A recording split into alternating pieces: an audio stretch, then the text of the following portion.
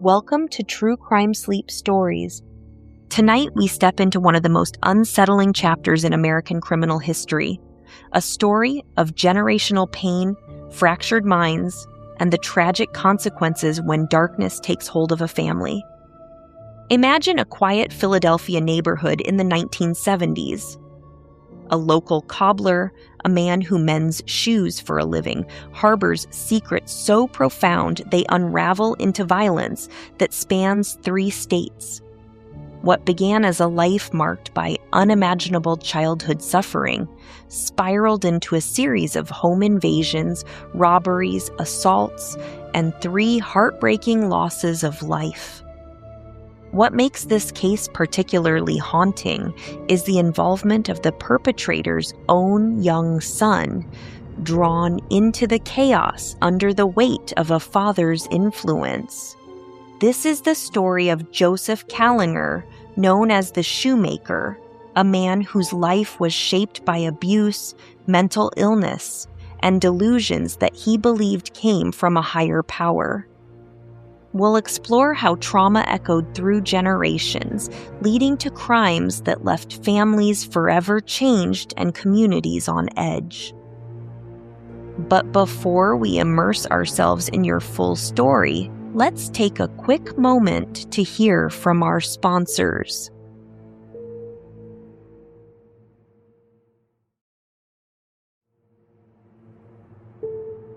Welcome back to True Crime Sleep Stories. Settle in, dim the lights if you haven't already, and let's continue.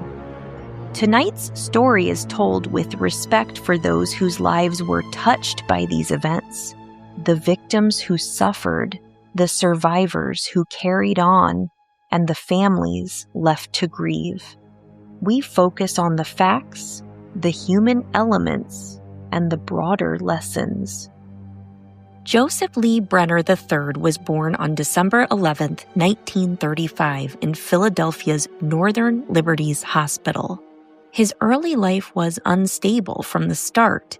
His biological father abandoned the family shortly after his birth, and by the time he was a toddler, young Joseph was placed in foster care. At age 4, he was adopted by Stephen and Anna Kallinger, Austrian immigrants who ran a shoe repair business. What should have been a fresh beginning turned into years of severe hardship. His adoptive parents, Stephen and Anna Kallinger, imposed harsh and unrelenting punishments that no child should ever face. These included frequent beatings with belts, straps, or wooden spoons, prolonged isolation, forced deprivation of food or basic comforts, and other acts of physical and emotional cruelty that left deep, lasting scars on his developing body and mind. The abuse was so severe that at just 6 years old, Joseph suffered a painful hernia directly caused by one of his adoptive father's beatings.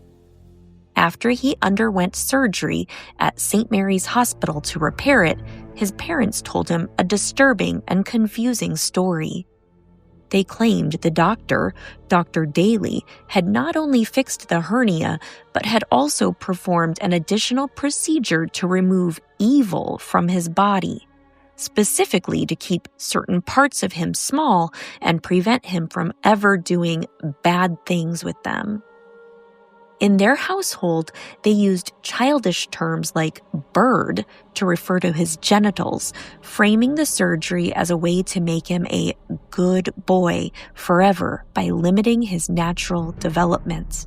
This fabricated explanation planted profound confusion, shame, and fear about his own body in the young boy's mind, feelings that twisted into deep-seated anger, self-doubt, and a distorted view of sexuality and power.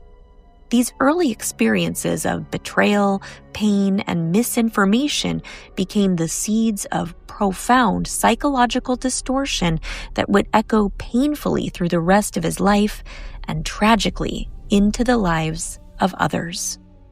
By his teens, Joseph showed signs of rebellion and creativity. He even performed as Ebenezer Scrooge in a local production, But the weight of his past was heavy. At 15, he began a relationship that led to an early marriage in 1952 to Hilda Bergman. They had 2 children, but the union ended in 1956 amid reports of domestic conflict.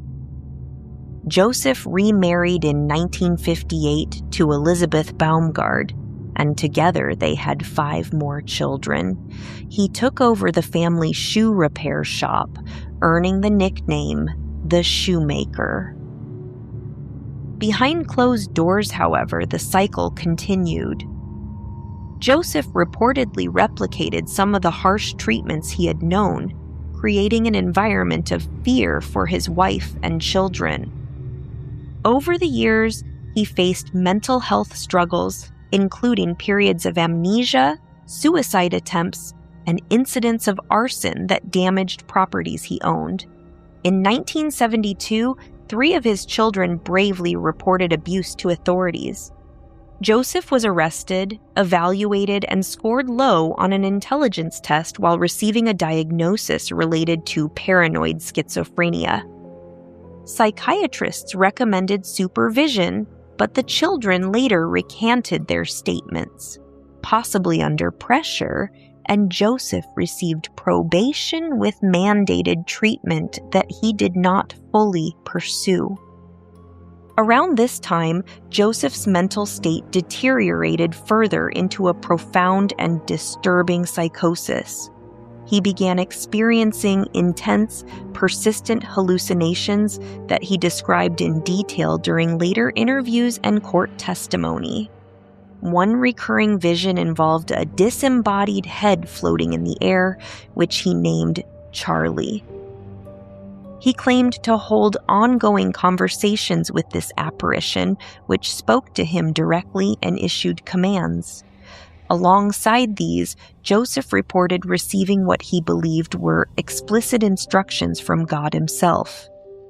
Visions and voices urging him to carry out acts of destruction as part of a grand, apocalyptic mission. He interpreted these as a divine mandate to destroy mankind symbolically, starting with the mutilation and killing of young boys, whom he saw as representatives of innocence or vulnerability that needed to be targeted to fulfill this larger purpose.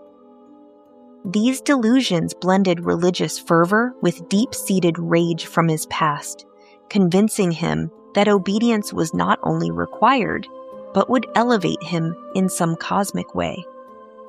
In late June 1974, Joseph confided these terrifying beliefs to one of his sons, 12-year-old Michael. He explained the visions, the commands from God, told him about Charlie, and the specific acts he felt compelled to perform. Tragically, he asked Michael for his help in carrying them out, framing it as a shared, holy duty. Michael, influenced by his father's authority and the intense dynamic in their home, agreed with apparent enthusiasm. "Glad to do it, Dad." This marked the beginning of their joint involvement in the escalating crimes, a heartbreaking entanglement of coercion, delusion, and a child's loyalty. The crimes escalated quickly from there.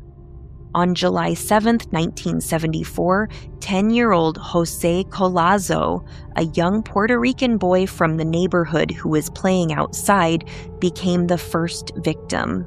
Joseph and Michael approached him, lured him to an abandoned factory in Philadelphia's Kensington area, and there he was killed. José's body, found the next day, nude and abused, was discovered in the ruins of the old art loom rug factory. The case initially went unsolved with no immediate link to the Kallingers.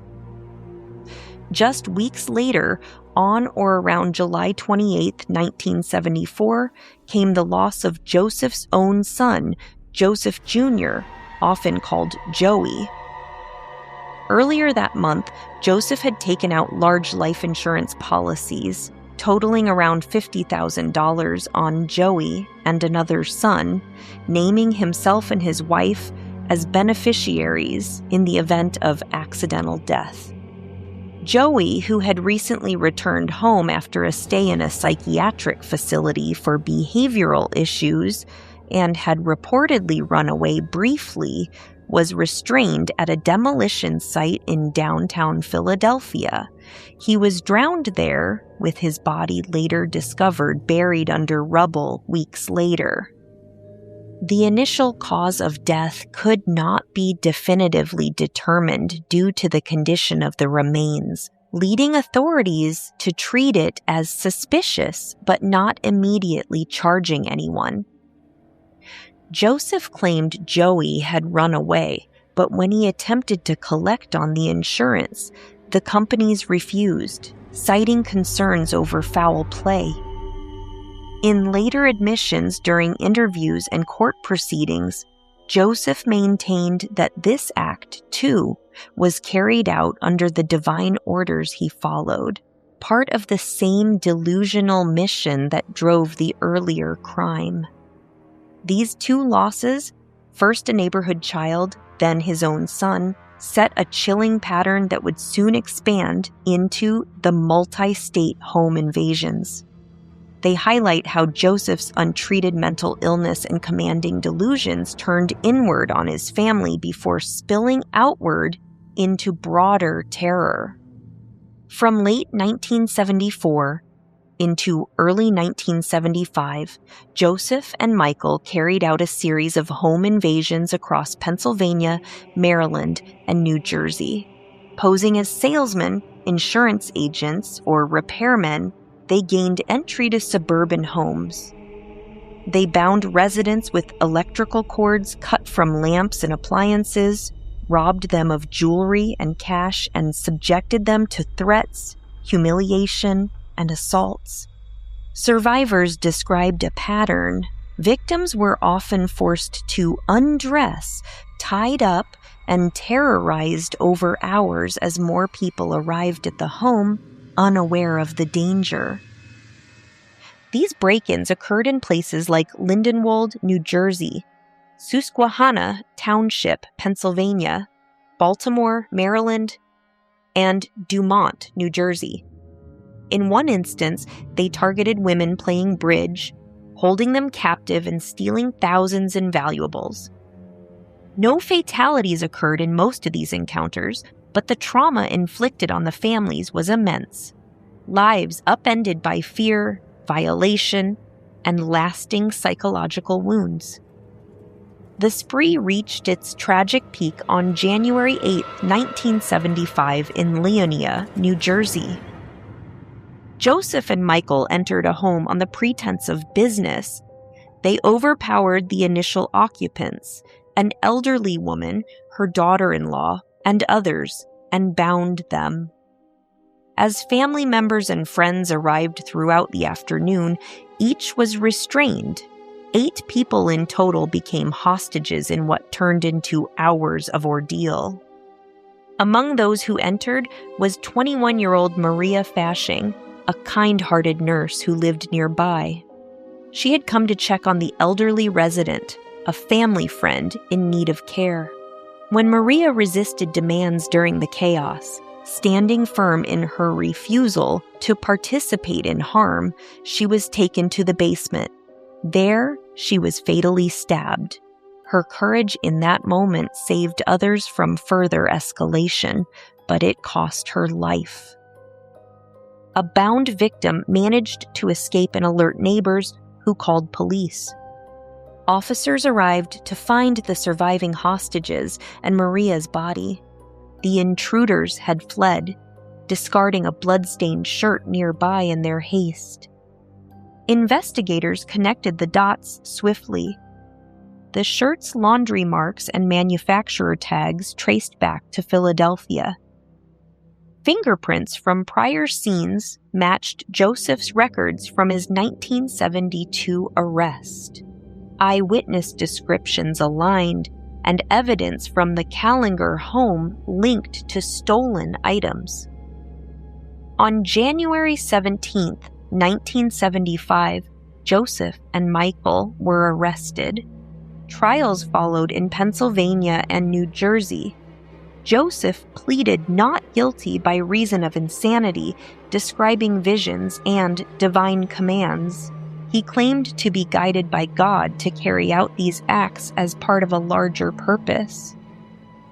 Juries, however, found him sane and responsible. In Pennsylvania, convictions came for robberies and related crimes. In New Jersey, for Maria Fasching's murder, among other charges, he received multiple life sentences. Michael, viewed as under his father's coercive influence, was sentenced to a juvenile facility. Upon release at age 21, he changed his name and sought a new life away from the spotlight. In prison, Joseph's condition remained unstable. He made several suicide attempts, leading to transfers between correctional and mental health facilities. Author Flora Retta Schreiber spent years interviewing him, resulting in her 1983 book, The Shoemaker: Anatomy of a Psychotic. It delved into his delusions, abusive upbringing, and the psychological factors at play, though it later faced legal challenges over royalties benefiting victims' families. Joseph Kallinger passed away on March 26, 1996, at age 60 from heart failure while in custody at SCI Crescent, Pennsylvania. He spent his final years under close watch.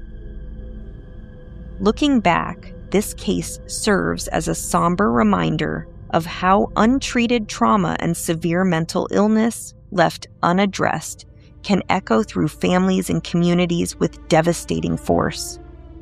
The abuse Joseph endured as a child did not excuse his actions, but it highlights the urgent need for intervention, support, and compassion in breaking such cycles. Victims like young José Collazo, Joseph Jr., and Maria Fasching, along with the many survivors of those terrifying home invasions, deserve to be remembered for their innocence, bravery, and the lives cut short or forever altered.